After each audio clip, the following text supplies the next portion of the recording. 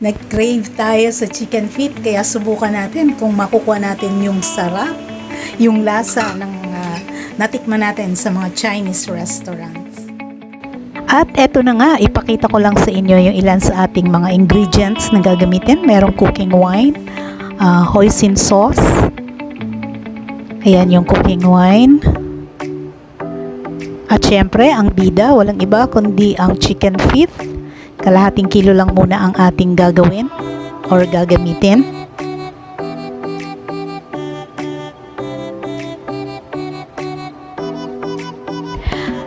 Ayan, meron din tayong ginger. Aside from ginger, ang onion leeks.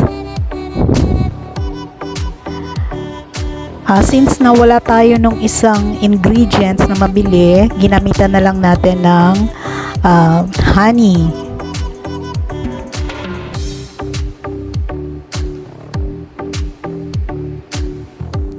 At ayan, nagpakulo na tayo ng tubig dyan sa pot courtesy of Miss Alma Mercado.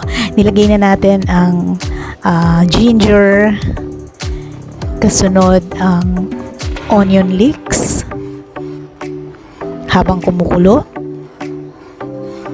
At isunod na nating ilagay ang ating honey, my love so sweet. Kasunod na rin ang ating bida, walang iba kundi ang chicken feet. Ilagay na rin natin ang cooking wine. Takpan at hayaan natin kumulo for about 15 minutes.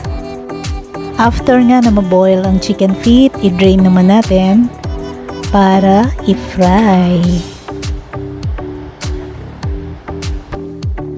Ayan, after na ma-fry at maging golden brown ang ating chicken feet, kailangan naman nating ilagay sa malamig na tubig or sa may ice. Ayan. So, ibabad natin for about 1 hour.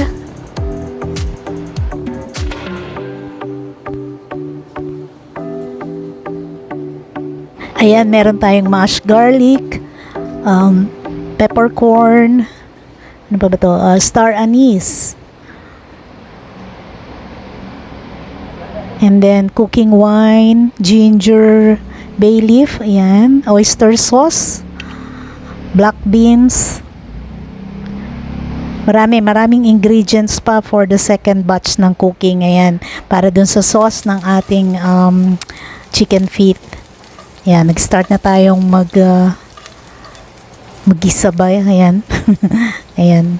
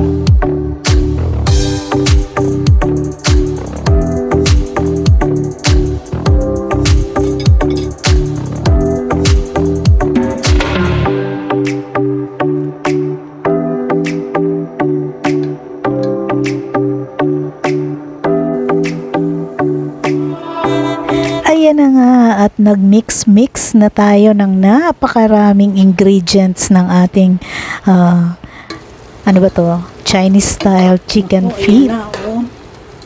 O sa kulay pa lang parang masarap na. Ewan ko lang sa lasa.